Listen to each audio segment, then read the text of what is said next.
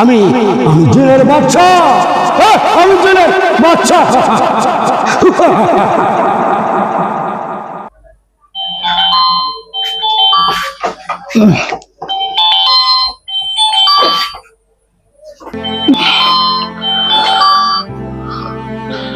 আরে ভাই, কে ফোন দিছেন? এই অসময় কেউ ফোন দেয় নাকি? হ্যাঁ মাটির পুতুল, আমি সাধারণ কেউ নই, আমি একজন জিনের বাদশা। আজ তোমার নাম আমার দরবারে উঠেছে। ভাই, আমার আমার আমার নাম আপনাদের দরবারে উঠে গেছে মানে? আপনার ভাগ্যে আজ বিশাল সম্পদের এক দরজা খুলেছে, কিন্তু একটা বিপদ আছে। কি কি কি বিপদ? কি বিপদ আমার?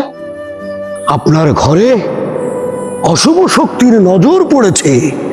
যদি আপনি আমার কথা না শোনেন তবে বিপদ আছে। আপনার ঘরে যত টাকা পয়সা সোনা দানা মূল্যবান জিনিস আছে সব এক জায়গায় রাখুন। কেন? এই জিনিসগুলো অশুভ শক্তির নজর পড়েছে, এগুলোকে আমি অশুভ শক্তির নজর থেকে হেফাজত করে দেব। কিন্তু আপনি তো আমাকে চেনেন না। আমি আপনাকে না চিনলেও আমার জিনেরা ঠিকই আপনাকে চেনে। আর শুনুন, কাউকে কিছু বলবেন না, আপনার বন্ধু বান্ধব আত্মীয় স্বজন এমনকি স্ত্রীকেও কিছু বলবেন না, বললে কিন্তু আমল বরবাদ হয়ে যাবে।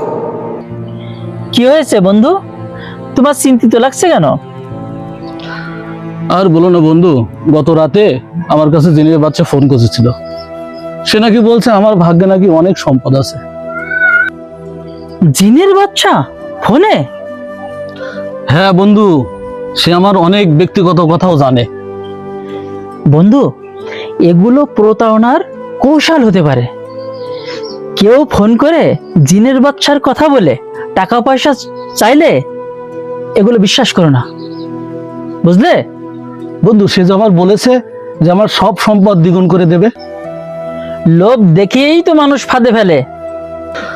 না, দেখি একটু জিনের বাচ্চার কাছে ফোন দিয়ে দেখি। এই, আপনি আমার কথা শুনেছেন তো? জি। সব সম্পদ, টাকা আর স্বর্ণ আজকে রাতেই নিরাপদ জায়গায় পৌঁছে দিন। আজ রাতেই আপনার সম্পদ দ্বিগুণ হবে। ঠিক আছে, ঠিক আছে। জিনের বাচ্চার কাছে তো সব তুলে দিলাম, আমার সম্পদ অলংকার যা ছিল সব তো তুলে দিলাম। এখন তার ফোন ধরে না, তার নাম্বারে ফোনই ঢুকছে না। হ্যালো হ্যালো হ্যালো, না, এর নাম্বার তো বন্ধ। এখন আমার কি হবে? আমার স্বর্ণ অলংকার সম্পদ সব তো আমার নিয়ে চলে গেল। এই প্রতারণার ফাঁদে পড়ি।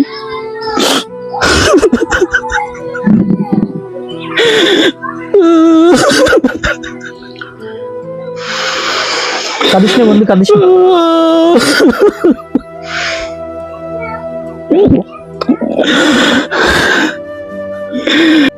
বন্ধু, ভয় আর লোভ দেখিয়ে প্রতারকরা মানুষের কাছ থেকে এভাবে টাকা পয়সা হাতিয়ে নেয়। অচেনা কারোর কথায় এভাবে টাকা পয়সা বা ব্যক্তিগত তথ্য কখনোই দেওয়া উচিত নয়। জিনের বাদশা, তাবিজ কবজ, ভাগ্য বদলে দেওয়ার প্রতিশ্রুতি, এসবের আড়ালে অনেক সময় লুকিয়ে থাকে ভয়ঙ্কর প্রতারণা। গভীর রাতে বা কখনো অচেনা নাম্বার থেকে ফোন এলে সতর্ক থাকুন। ভয় পাবেন না, লোভে পড়বেন না এবং কারো কথায় নিজের সম্পদ তুলে দেবেন না।